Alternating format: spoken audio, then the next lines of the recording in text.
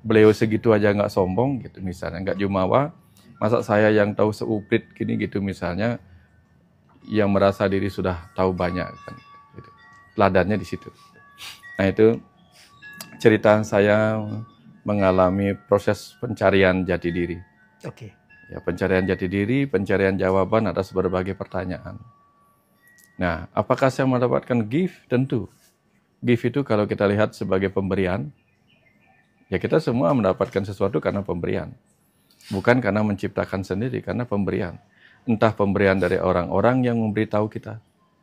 Entah orang-orang yang, bahkan kadang-kadang orang-orang itu orang-orang yang dianggap bukan guru sebenarnya. Artinya kadang orang yang nyapu jalanan, orang yang meditasi di atas tumpukan sampah di truk sampah itu mereka malah lebih mengagumkan karena mereka bisa meditasi di tumpukan sampah yang baunya luar biasa. Nah di situ saya melihat saya bukan apa-apa dibanding mereka. Gitu. Oke, baik. Selamat siang Pak Wayan. Siang, Mustika.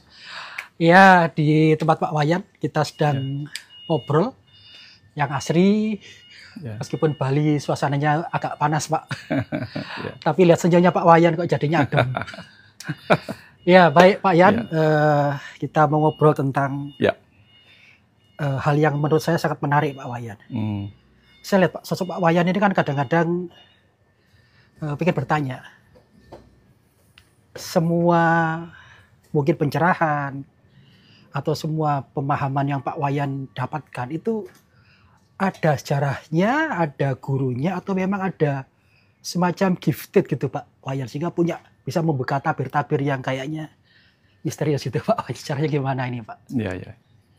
Ya bicara tentang pencerahan itu kan, kalau kita bicara tentang guru yang memberikan pencerahan kepada kita, tentu guru yang dimaksud adalah sesuatu, bukan seseorang dulu ya, sesuatu yang membawa kita dari gelap menuju terang.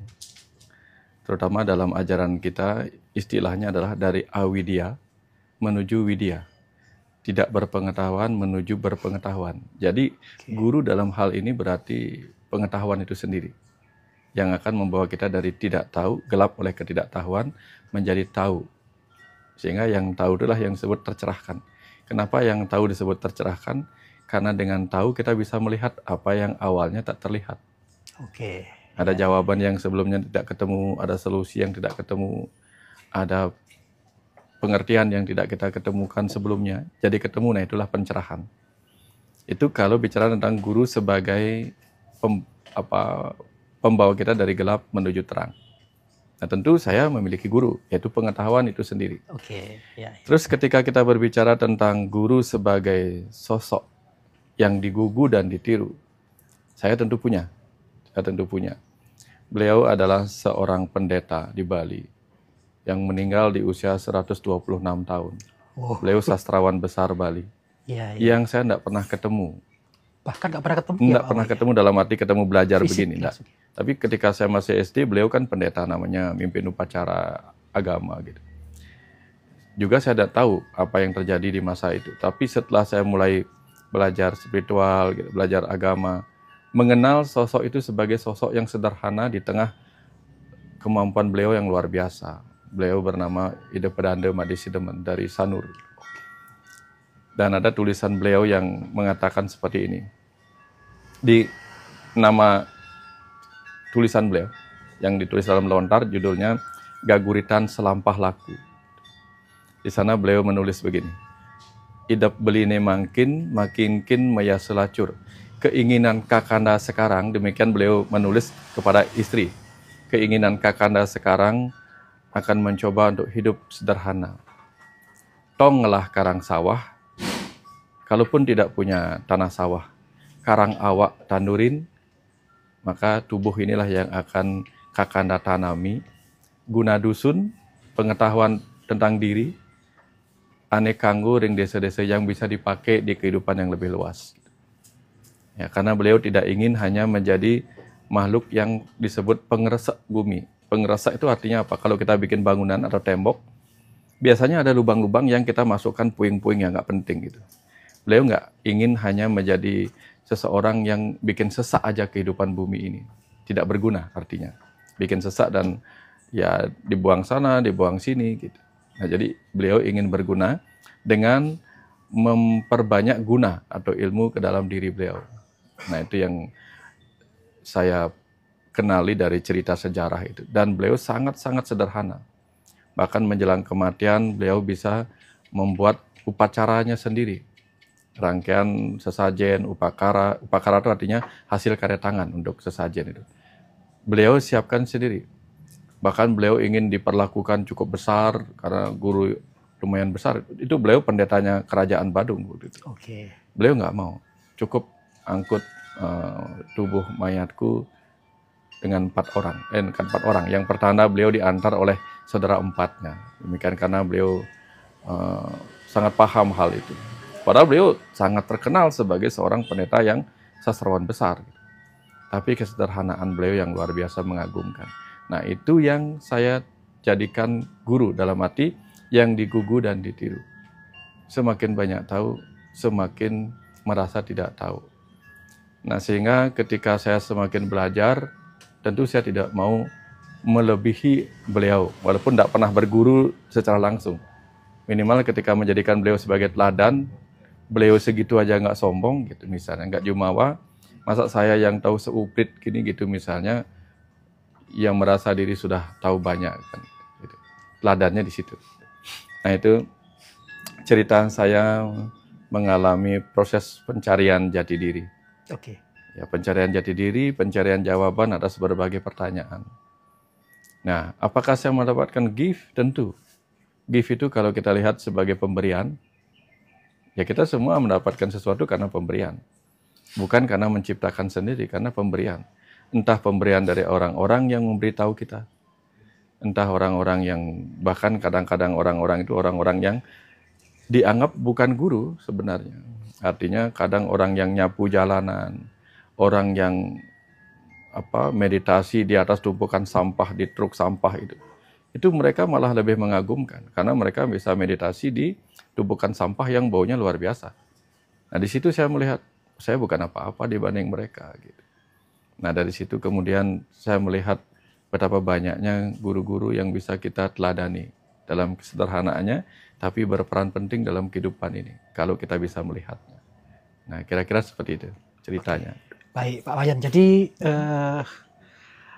Pak Wayan punya guru sebagai yang digugu dan ditiru, Ya. baik sebagai knowledge maupun sebagai sosok ya. Ya. Tapi apakah, kan sepertinya kan lihat Pak Wayan adem gitu ya, Ya. damai gitu. Apakah ini adalah sesuatu yang diusahakan? Kita harus belajar, kita harus ikhtiar, Ya. atau memang benar-benar kita nggak ngapain aja, tiba-tiba kita bisa mencapai fase tertentu itu, Pak Wayan? Saya tidak melakukan sesuatu yang khusus untuk mencapai itu. Karena itu pun bagi saya bukan sebuah pencapaian. Gitu. Hanya sebuah fase-fase perjalanan saja. Apakah saya punya emosi? Punya. Sebagai anak remaja kadang saya emosi. Tetapi emosi-emosi yang selalu berkaitan dengan membela orang lemah. Dari dulu begitu. Mungkin juga saya meniru dari bapak saya. Karena bapak saya seorang veteran. Beliau pejuang yang mengajarkan kepada saya untuk memberikan apapun, bahkan nyawa bagi negara. Gitu. Nah, itu yang membuat saya meneladani bapak saya. Kalau sama ibu saya, meskipun dia tidak tahu apa-apa, buta huruf, tetapi pelayanan dan pengabdiannya pada kehidupan yang saya patut tiru. Seperti itu. Mungkin kita kan semacam menyiapkan bahan, Ya. kita belajar sesuatu, sampai kemudian mungkin Tuhan ke semesta ini yang meracik bumbu-bumbu yang kita siapkan untuk jadi masakan tertentu, Pak Wayan. Gimana itu, Pak? Persis. Karena tugas kita sebagai pikiran ini adalah mengumpulkan pengetahuan. Mengumpulkan bahan-bahan yang akan diramu oleh hati nurani kita. Jadi kalau kita tidak punya dot-dot itu, titik-titik pengetahuan kecil-kecil itu, nanti yang disambungkan apa gitu. Nah, ketika kita menggambar sesuatu itu kan kadang-kadang kita membuat titik-titik yang nanti kita sambung-sambungkan. Nah, ketika banyak orang tidak diberkahi kesempatan untuk menemukan benang merahnya itu, nah saya kebetulan dipermudah untuk melihat benang merah. Sehingga dengan melihat benang merah itu jadi gampang mengerti, oh gitu. Oh ini maksudnya semesta ini. Gitu. Benang merah itu yang penting sih. Oke, jadi tetap ada ikhtiar usaha yang kita lakukan ya Pak Wayan. Oh ya, ya. Untuk belajar, kumpulkan bahan-bahan, Oh, iya. dan biarkan diramu oleh semesta. Iya, waktu kita bangun rumah kan juga sama. Oke. Minimal kita kumpulkan uang. Kalau mau bangun rumah sendiri yang bikin sendiri, bukan bikin sendiri lah. Kita kumpulkan bahan-bahan sendiri, beli bahan bangunannya di sini, di sini, di sini. Karena kita nggak bisa ngerjain, tetapi kan kemudian tukangnya yang ngerjain. Tapi kalau tukangnya penuh ke rumah, bahan-bahan nggak ada, apa yang dikerjain. Nah, tugas kita adalah menggunakan pikiran ini mengumpulkan bahan-bahan. Sehingga nanti dibangun sebuah konsep pengetahuan di dalam pikiran kita. Nah, itu dibangun dari kumpulan pengetahuan-pengetahuan yang sudah kita usahakan, ikhtiarkan selama perjalanan panjang kita menuju jawaban yang kita cari. Yang benar-benar manfaat, yang benar-benar dirasakan Pak Wayan dari pencerahan yang dialami ini, relevansinya dengan kehidupan apa Pak? Apa lebih tenang, lebih damai? Apa Ya, lebih terutama bahagia, kenapa gitu? menjadi lebih tenang, lebih damai, karena bisa melihat apa yang ada di balik ini. Contoh-contoh nih, bisa melihat bahwa ketika kita tahu bahwa angka 6 juga adalah angka 9, gitu. Kita nggak akan ngotot ketika seseorang mengatakan itu angka 6. Ketika kita melihatnya angka 9, karena kita juga tahu, mungkin kita hanya berada di posisi yang lain saja, jadi nggak terlalu ngotot.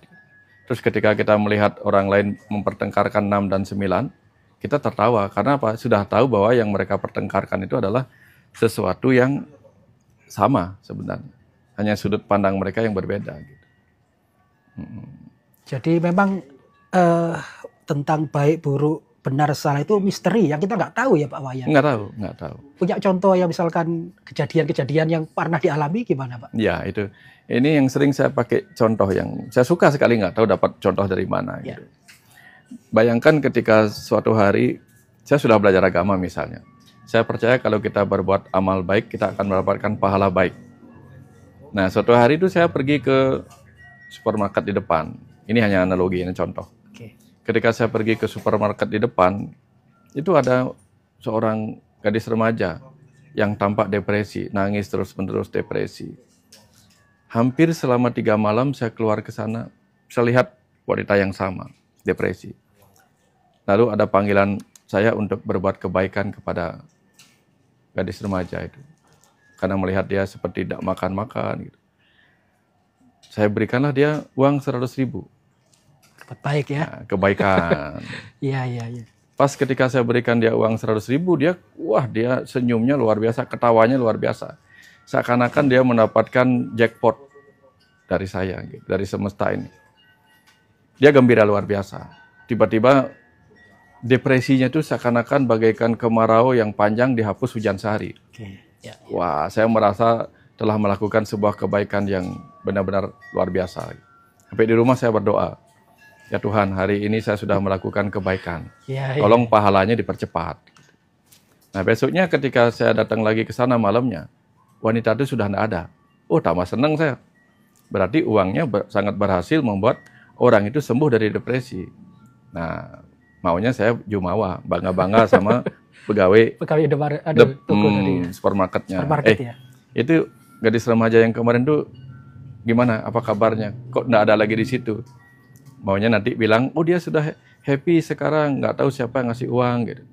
Maunya saya bilang itu saya. Akhirnya ketika saya tanya demikian, si penjaga toko, si kasir kemudian agak sedih menceritakan. Nggak tahu Pak, pagi-pagi kami pas buka toko, kami temukan dia tergeletak di sana dengan mulut berbuih. Katanya dia minum Baygon. Teman saya bilang kemarin dia beli obat nyamuk itu di sini. Gara-gara ada orang memberinya duit 100.000. Nah itu kemudian saya langsung, aduh, saya ini. Saya penyebab dia bisa beli obat nyamuk cair itu. Gitu. Akhirnya ya udah saya pulang. Saya bilang sama Tuhan. Saya doa lagi, Tuhan, tolong tidak usah dah dikasih saya pahalanya gitu. Karena yang pahala yang saya kira kebaikan kemarin ternyata buruk. Gitu. Nah, saya sudah berusaha melepaskan itu. 3 bulan kemudian, saya ketemu lagi dengan orang itu. Wah, Tapi tampak senyumnya mulai sumringah gitu. Saya takut dia mengingat saya karena pernah memberikan dia uang gitu. Tapi dia menghampiri saya, Pak, terima kasih banyak Pak ya. Dengan uang yang Bapak berikan, saya menjadi seperti sekarang. Walaupun awalnya saya minum obat nyamuk, ingin bunuh diri aja karena depresi ditinggal oleh pacar. Nah, gara-gara itu saya dibawa ke rumah sakit, dirawat di sana. Nah, saya ketemu perawat yang ganteng. Akhirnya kami pacaran. Dan dia sangat baik. Ini pacaran, dia sangat baik dan sebentar lagi kami akan menikah. Saya mau mengundang Bapak. Wah, senang saya. Senang, lalu karena merasa senang, saya pulang doa lagi. Tuhan, kalau boleh pahalanya dipercepat. Kan katanya kalau kita beri uang seseorang 100.000, Tuhan memberi 10 kali lipat. Saya bilang, Tuhan, bila perlu dipercepat pahalanya. Gitu. Nah, akhirnya mereka nikah. 6 bulan kemudian, saya datang ke sana, lagi-lagi anak itu depresi. Duduk menangis gitu. Saya tanya, kenapa? Terus dia bilang, ternyata suami saya itu diam-diam sudah punya istri 3 di belakang saya. Wah. Dan situ kemudian saya merasa bersalah dengan pemberian uang itu lagi. Nah, dari sini kita bisa pelajari bahwa apa? Apa ya istri 3 di belakang saya? Wah. Dan situ kemudian saya merasa bersalah dengan pemberian uang itu lagi. Nah, dari sini kita bisa pelajari bahwa apa?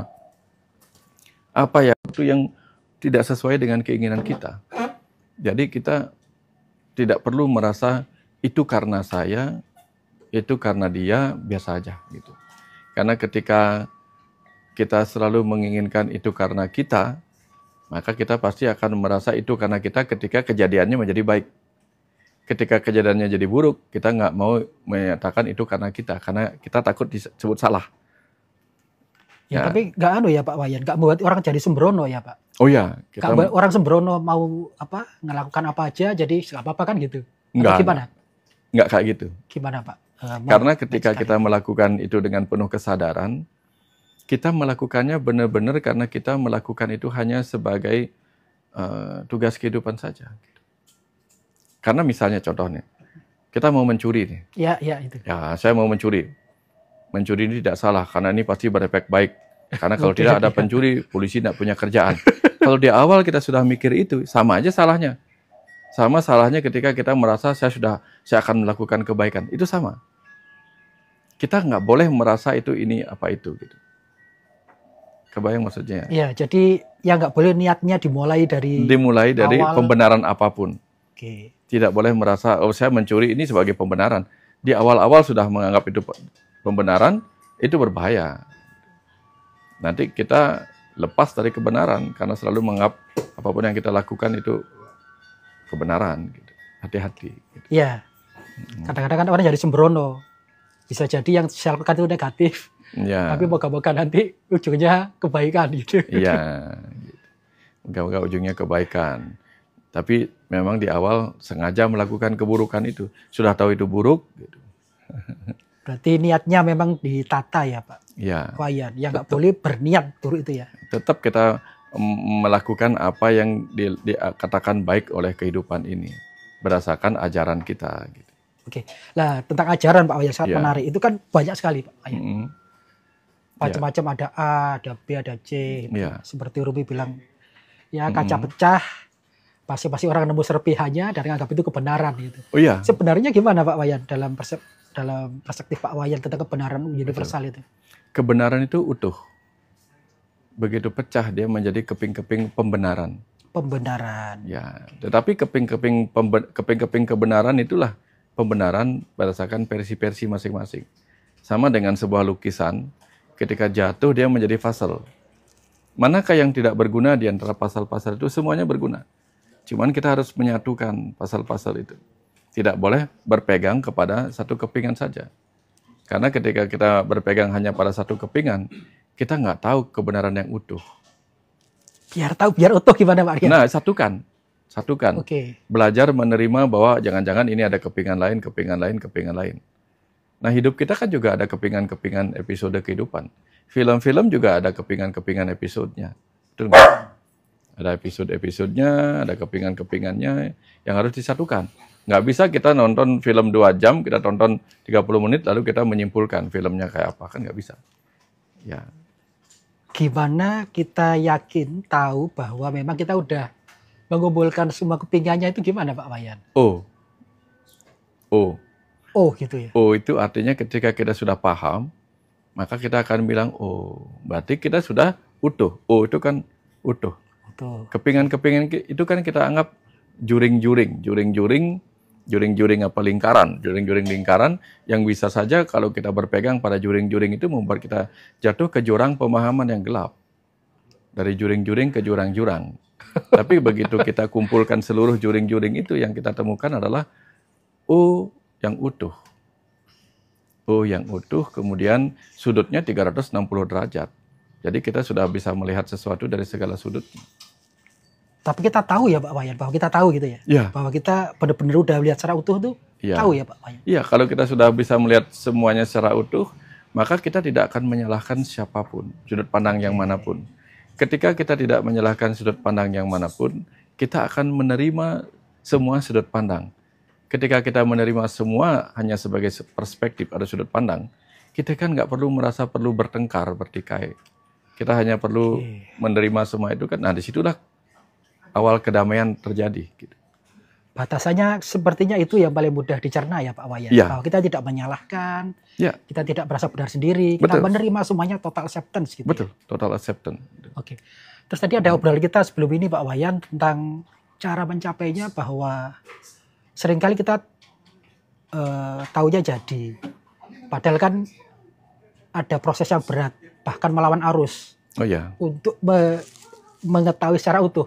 Ya. Itu gimana prosesnya Pak Wayan? Ya, Ceritanya gimana itu? Kalau kita memakai skrup sebagai analogi, maka ketika kita putar dia ke kiri, ada kiri. proses skrupnya terangkat. Oke. Kalau kita mau mengencangkan dia, bawa turun, putarnya ke kanan, clockwise. Ya, ya. Jadi anti clockwise, berputar melawan arah jarum jam, maka dia akan naik terus. Artinya melawan arus. Nah, kadang-kadang ketika kita melawan arus dengan cara tidak mudah menerima dalam tanda petik sesuatu gitu dan mempertanyakannya. Nah, di situ kita biasanya menemukan jawaban yang lain yang tidak hanya mengatakan kebenaran tanpa mempertanyakannya. Maka di ajaran-ajaran agama pasti semua memiliki ajakan seperti ini. Pertama, yakini apa kata guru, apa kata ajaran di kitab suci.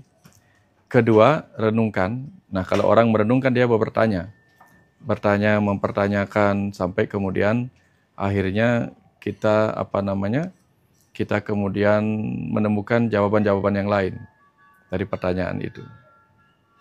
Nah, dari situlah kemudian kita akan menemukan inti-inti dari semua itu. Nah, kalau kita nggak berani bertanya, kita nggak berani melawan arus, nggak ketemu kita. Agak ngeri-ngeri juga ya prosesnya Pak Wayan. Iya, iya. Kan kalau ikan tidak berani melawan arus, terdampar dia. Arus kan kadang-kadang ombaknya ke pantai. Nggak berani melawan arus kan terdampar. Agak ngeri-ngeri juga ya. Iya. Tapi memang yang saya ingat Pak Wayan itu waktu Nabi dulu kan ya melawan arus. Berdiam diri di Gua Hira mungkin ya. Karena arusnya saat itu nggak begitu. Saat di Arab itu ya. Gimana? Nabi waktu mencari pencerahan kan uzlah. Nabi ke gua. Melawan arus dari ajaran yang sedang berjalan itu. Terus mungkin oke. Kang Abu mau pamit. Ya. Oke. Temenku nanti mau langsung ke airport. Oh gitu. Poin, jadi aku langsung ke sana. Oh gitu? Iya. Soalnya kan dicepetin flightnya. Oh iya. Oh, baru mau diantar. dicepetin. Ya, Nggak poin apa-apa. ya. Oke. Ya, soon ya. Ya, sampai ketemu ya. Buku udah semua? Nah, nanti aku boleh minta tolong sama patung apa dan lain-lain untuk dipaket Oke. ya supaya nggak ini. Oke. gitu. Iya. Poin ya, aku pamit ya. Sip. Poin, Ya. makasih Ya. banyak ya. Wayan di atas tuh. Iya. Nggak apa-apa ya? Ya, nggak apa-apa. Pak ya. Oke. Dah, lanjut lagi. Ya, Kang Abu, thank you makasih banyak banyak ya. Duluan ya. Makasih udah ketemu. Atur nuhun. Ya, makasih banyak Kak ya. Makasih Bang Ya. Abu. Ya. Iya. Oh, udah jam 4 sih, Kang. Baru masih lama. Oh iya, benar. Ya, sorry, nggak bisa ngantar kayaknya kalau gitu ya. Gimana ya? Aman ya? Iya. Ini udah live lanjut? Belum?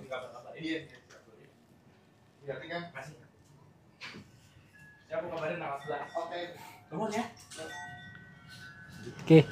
Mohon maaf kawan-kawan, tadi Kang Abu Marlo pamit mau ke bandara. Jadi kita skip sebentar ya. Ya. Pak Wayan, mohon maaf. Ya. Jadi tentang ngeri-ngeri sedap tadi Pak Wayan, kan kadang-kadang ada proses melawan arus ini loh. Ya. Yang nggak sama dengan orang lain, mungkin dibusi orang lain, mungkin Ya. malah dianiaya gitu macam-macam Ya. ya. Tapi kayaknya proses yang dialami oleh banyak orang yang tercerahkan mungkin ya. Seperti Nabi ke Gua Hiro itu kan nggak sama dengan halayak Oh, ramai. ya. Mungkin Buddha, Ya. seorang pangeran atau Ya, seorang yang putra mahkota melawan gitu. arus. Itu gimana Pak Wayan? Ya sama. Oke. Pangeran Kapelawastu itu kan sudah hidup dalam kekayaan, kemewahan, singgasana disiapkan. Jadi harta, tahta, dan cinta sudah berlimpah dan disiapkan pula. Tapi beliau melawan arus.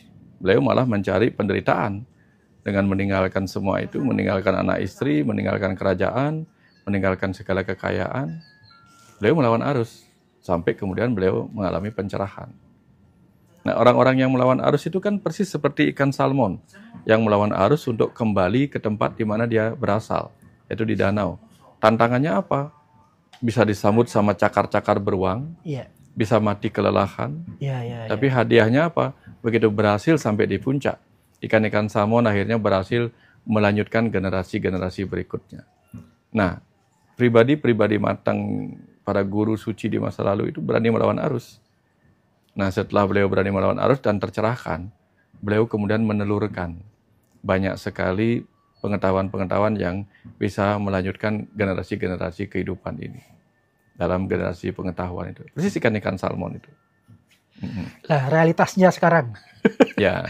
Pak Wayan kan kita udah punya guru-guru, mungkin punya ajaran-ajaran, punya Ya. keyakinan. Apakah kita harus, atau caranya bagaimana agar kita tetap punya power seperti yang Dilakukan mereka. dilakukan mereka, Pak? Ya, Karena agak, kita mungkin tidak perlu menjadi mereka di masa lalu itu untuk menciptakan agama baru. Tapi kan kita bisa melakukan sesuatu yang lain. Contoh nih, kamu harus percaya apa kata guru. Nah, kita lawan dengan cara apa? Saya nggak mau begitu saja percaya. Itu kan juga melawan arus. Saya nggak mau begitu saja percaya sebelum saya menelaah sendiri dan membuktikan sendiri. Nah, bahkan itu adalah ajaran dari Buddha juga, yang disebut sebagai ehipassiko. Buktikan sendiri, jangan percaya apa kataku. Ya, artinya kita disuruh menentang arus transfer pengetahuan itu. Ntar dulu. Nah, di situ kita diajak untuk memiliki critical factor yang kuat di pikiran kita. Artinya kita diajak untuk memiliki pemikiran yang kritis. Ya, pemikiran kritis untuk mempertanyakan berbagai hal sampai kita bisa menggali lebih dalam lagi. Iya. Berarti memang kalau dalam pandangan saya secara awam, kayaknya paradoks ya, Ya. Pak Wayan. Kita harus kritis, mempertanyakan, ya critical thinking kita dibesarkan, tapi di ujungnya nanti kita mendapat kedamaian gitu. Oh iya. Kadang-kadang proses pencarian kedamaian itu terjal ya Pak Wayan, Ya. mau dilalui ya. Betul. Tidak hanya tahu jalannya, tapi harus melewatinya Pak Wayan. Ya. Sama dengan orang mendaki. Oke. Hukum alam mengatakan benda akan jatuh dari tempat yang tinggi ke tempat yang rendah. Ya. Harusnya orang itu jatuh dari puncak gunung ke bawah. Tapi orang yang mendaki itu kan melawan arus. Iya. Ketika dia melawan arus, dia mencapai Iya, puncak ketinggian. Dan dia mengamati semua ya. Oh, Makanya dia bijaksana ya. iya. Kalau udah di skrup tadi ke Iya. atas, dia bisa melihat segala sesuatu dan lebih clear. Iya. Tidak masalah lagi ya. Ada lagi gini. Wah, ini orang ini sudah tinggi sekali. Wawasannya sudah luas. Kenapa wawasan dia sudah luas? Karena dia berani terbang tinggi untuk bisa melihat lebih luas lagi. Kalau terbang tinggi itu kan melawan gravitasi. Gravitasi harusnya adalah atas ke bawah. Lah kita terbang kan dari bawah ke atas, melawan lagi. Nah, jadi melawan tanda petik yang bertujuan untuk membawa kita ke rasa yang lebih baik, itu bagus.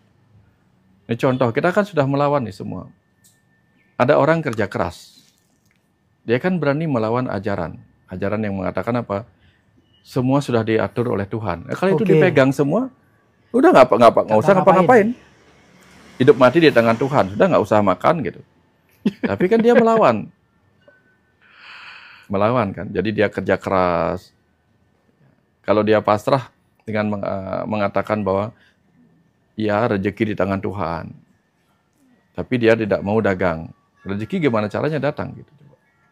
Nah artinya dia melawan dalam arti melawan apa yang menjadi hukum alam. Contoh nih, air mengalir dari tempat yang tinggi ke tempat yang rendah, itu sunatullah.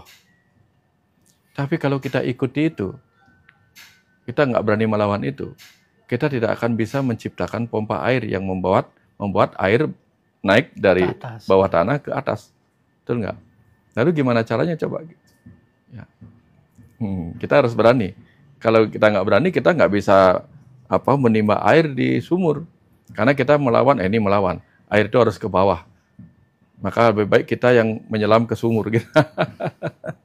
Karena kita takut membawa naik air dari sumur atau menggunakan pompa air hanya gara-gara kita anggap itu melawan hukum alam gitu.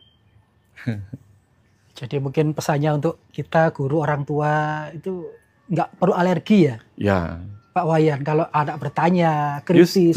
Justru berbanggalah ketika anak kita mau bertanya. Misalnya kita punya anak, dia nggak punya nafsu makan. Perasaan orang tua gimana? Sedih. Kenapa? Karena kalau dia nggak mau makan, maka dia tidak akan mendapatkan sumber energi, sumber bahan-bahan untuk bertumbuh di tubuhnya. Terus ketika dia nggak bertanya, maka dia juga tidak akan mendapatkan sumber-sumber pengetahuan baru kalau dia nggak bertanya. Maka semakin dia banyak bertanya, ini berarti sama dengan anak yang nafsu makannya bagus. Nafsu ingin tahunya bagus. Nah sayangnya ketika orang tua tidak tahu jawabannya, yang disalahkan yang bertanya. Guru-guru sama, banyak guru-guru yang marah ketika murid-muridnya memiliki pertanyaan yang berat. Padahal guru-guru cukup menjawab, itu pertanyaan bagus. Bapak belum tahu jawabannya. Izinkan Bapak minta waktu dulu, tak carikan jawabannya. Itu yang sebenarnya yang terbaik. Sehingga murid itu pun guru bagi sang guru. Karena murid dengan pertanyaannya sedang menggurui sang guru, ya, mengingatkan sang guru bahwa dia tidak tahu apa yang ditanyakan itu. Wah, ini ilmu parenting kelas tinggi Pak Wayan. Seandainya orang-orang dan guru itu, tapi kayaknya sejak kecil kita terbiasa beberapa hal, terutama yang berhubungan dengan keyakinan, itu udah fix ya Pak Wayan ya. Iya. Jadi kita terganggu kalau ada yang bertanya. Bertanya. Karena kita anggap mempertanyakan itu sama dengan mengurangi kualitas keyakinan. Nah, contoh nih. Contoh nih. Kalau Mas Fajar itu misalnya membeli barang, misalnya merek tertentu, pertama kan yakin juga. Tapi kan ketika mau beli itu kan nanya-nanya speknya. Apa sih spesifikasinya? Apakah spesifikasinya bisa mengurangi keyakinan? Apa akan menambah keyakinan setelah tahu speknya? Tambah keyakinan harus ya. Tambah yakin. Iya. Gara-gara itulah kemudian setiap produk itu menunjukkan speknya untuk memperkuat secara marketing. Sebelum ditanya udah dikasih tahu. Ya, artinya dengan sebelum ditanya udah dikasih tahu, itulah tujuan supaya keyakinan bertambah oleh pengetahuan. Jadi kalau orang bertanya, itu sebenarnya dia ingin memperkuat keyakinannya. Termasuk ketika orang yakin pada Tuhan. Ketika orang yakin pada Tuhan, dan dia bertanya tentang apa itu Tuhan, itu pertanyaan yang sangat bagus. Untuk dibantu digali sampai dia memperkuat keyakinannya dengan pengetahuan. Karena keyakinan itu kan rasa. Rasa tanpa pengetahuan itu keyakinan membabi buta. Tapi pengetahuan tanpa keyakinan itu juga sama dengan pengetahuan yang lumpuh. Kenapa? Karena dia nggak berani melakukan apapun karena nggak yakin. Nggak berani bergerak karena nggak yakin. Walaupun dia tahu. Seperti orang lumpuh. Tapi kalau dia, dia sangat yakin, tapi nggak punya ilmunya. Contoh nih, saya yakin saya bisa selamat kalau terjun ke jurang. Tapi nggak punya ilmu terjunnya berbahaya. Yang punya ilmu terjunnya, dia siapkan parasut atau apa. Nah itu aman. Kira-kira seperti itu. Iya, kalau ngikuti Pak Wayan semuanya jadi kayaknya enteng gitu ya Pak ya. Tapi Pak Wayan sendiri nggak pernah menghadapi masalah-masalah atau realitas hidup yang menekan atau Itu gimana Pak Wayan, realitasnya hidup kita kan bukan di surga ini. Ketika kita punya harapan, ada peluang harapan kita tidak tercapai. Karena ada peluang harapan kita tidak tercapai, maka itu disebut sebagai masalah. Karena masalah adalah kondisi di mana harapan kita tidak tercapai. Jadi apakah saya pernah nggak punya masalah? Oh biasa. Karena saya tahu bahwa masalah adalah harapan yang tidak tercapai sebagai kenyataan, maka saya menerima kalau ada masalah. Karena apa? Tanpa ada masalah berarti saya nggak punya harapan. Ketika saya nggak punya harapan berarti saya putus asa. Oke. Orang yang tidak putus asa, tidak putus harapan, selalu punya harapan, akan ada potensi di mana harapan tidak tercapai. Maka dia harus menemukan solusi. Nah, proses menemukan solusi itulah mengajari kita ilmu-ilmu baru. Jadi kalau nggak ada masalah, kita nggak punya ilmu baru. Mindsetnya yang ditata ya Bapak, nggak apa-apa Iya, dengan semua nggak itu. apa-apa. Karena itu adalah pintu gerbang kita untuk memperoleh pemahaman baru, ilmu baru. Persis. Ya, masalah adalah pintu gerbang menuju pengetahuan baru. Nah, dulu orang-orang menganggap sulitnya pergi ke pulau lain melewati lautan, itu adalah masalah. Maka mereka menemukan solusi dengan terbang. Ditemukanlah pesawat terbang. Kalau mereka nggak merasa itu masalah, mereka tetap aja akan naik kapal laut. Ya, tapi kalau udah kadang-kadang hidup ini kan, ya yang ngomong enak lah gitu. Ya, Tapi kan kalau masalah udah banyak, masalah dengan anak, hubungan finansial, kesehatan, macam-macam, itu ngurainya bagaimana Pak Wayan? prioritas. Oke. Prioritas mana yang harus diuraikan. Nah, kan banyak orang tidak tahu bagaimana caranya mengurangi masalah, mengurai masalah. Ya, kalau saya punya masalah banyak, nah, banyak masalah saya, tapi saya nggak melihat itu sebagai masalah gitu. Ya, kalau kita lihat rumah atap bocor harus diperbaiki, itu kan masalah juga. Nggak sempat memperbaiki, itu masalah juga. Segala hal itu masalah kalau kita mempermasalahkannya. Tapi kalau kita lihat, oh ini pelajaran baru. Ya. Sekarang aja misalnya, masalah saya apa? Masalah saya adalah saya belum bisa bagaimana meng-create video-video yang bagus. Terus bagaimana solusinya? Saya mikirkan solusi bukan masalahnya gitu. Jadi saya selalu berpikir ketika ada masalah, maka saya akan dapat solusi baru, ilmu baru gitu. Nah, makanya setiap orang tuh punya cara masing-masing. Oke. Ada orang yang terjebak pada masalahnya dan menganggap itu hidup yang berat gitu. Ya akhirnya nggak berkembang hidupnya. Ya, jangankan kita, pohon-pohon saja menghadapi masalah setiap saat. Sehingga dia berkembang mencari cahaya. Makanya ada pohon yang belok-belok, Iya, iya, iya, iya. cari cahaya. Kalau pohon saja menemukan masalah dan mencari solusinya, masa kita nggak bisa gitu. Ya, musim hujan, daun-daun dirontokkan supaya nggak berat. Kalau berat nanti dia bisa tumbang menjelang musim hujan. Hebat kan tumbuh-tumbuhan itu.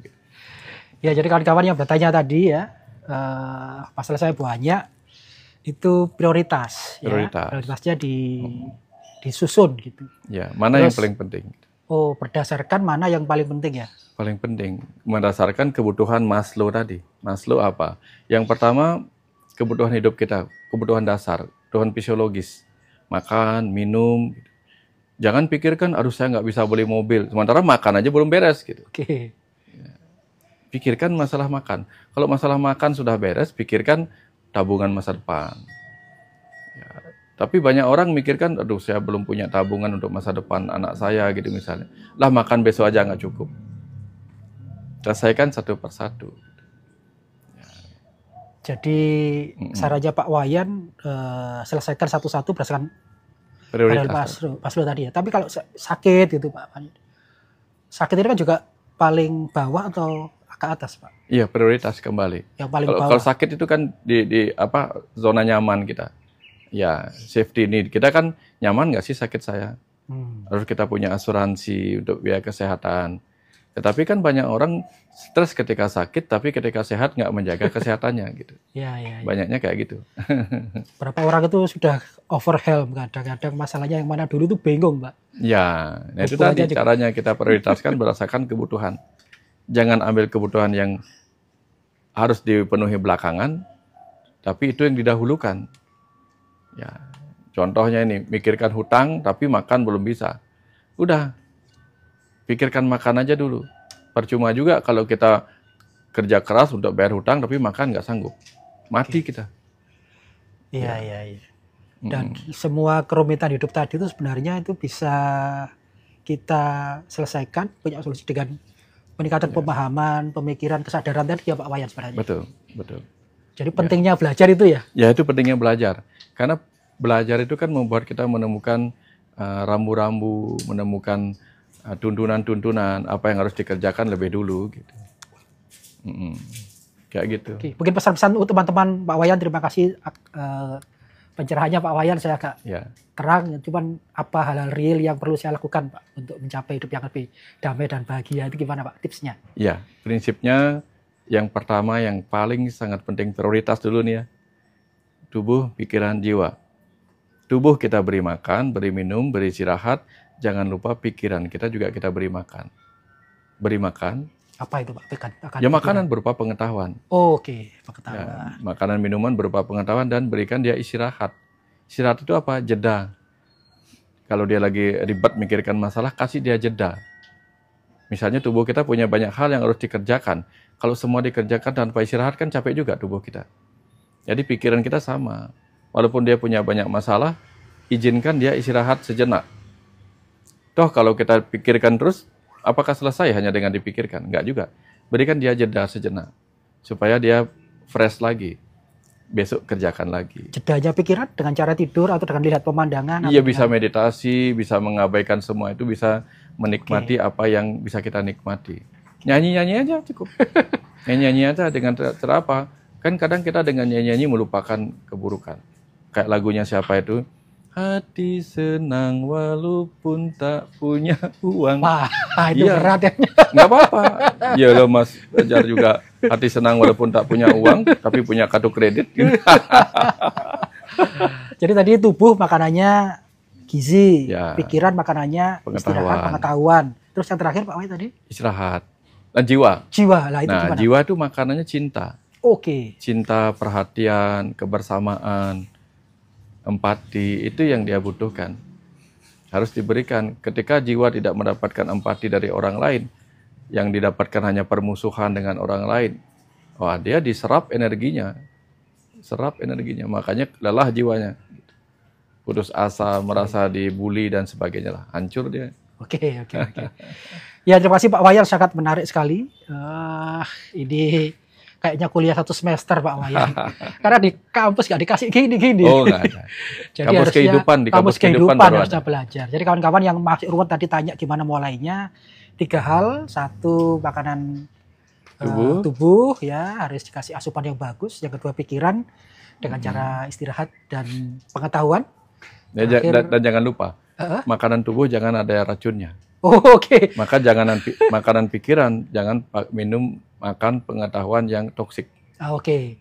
Jadi jangan memasukkan informasi toksik kawan-kawan, karena itu racun bagi pikiran.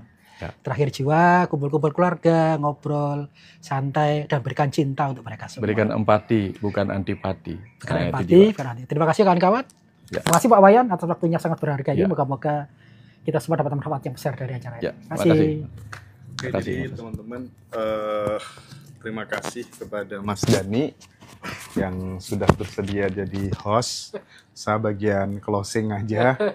Mengingatkan kepada sahabat semua bahwa tadi malam tuh sebenarnya kita ada launching 4 bukunya Pak Wayan. Dunia Tanpa Suara, Rahasiaku Rahasiamu, Tuhan Segala Agama, dan satunya adalah Kandapat Tantra ya Pak Wayan ya? Ya, Kandapat Tantra. Kandapat Tantra. Jadi sahabat semuanya yang hobi koleksi buku, nanti bisa didapatkan bukunya di admin Ngadiroso ya. Itu 1. Kemudian yang kedua, karena udah banyak sekali teman-teman yang daftar acara retreat gitu ya. Kita ada kuota 200 peserta untuk sahabat semuanya yang pengen join di acara retreat di Sentul bersama Pak Wayan dan Kang Abu Marlo. Waktunya tanggal 21-22 Desember. Terus kemudian nanti teman-teman di sana misalnya yang pengen satu kamar gitu, kadang kan ada yang nggak nyaman kalau satu kamar diisi 2 orang nggak dikenal gitu kan. Itu nanti juga masih bisa request ke panitia, sekarang waktunya masih memungkinkan. Jadi sekali lagi, itu informasi dari saya buat sahabat semua. Pak Wayan Mustika, terima kasih atas waktunya mulai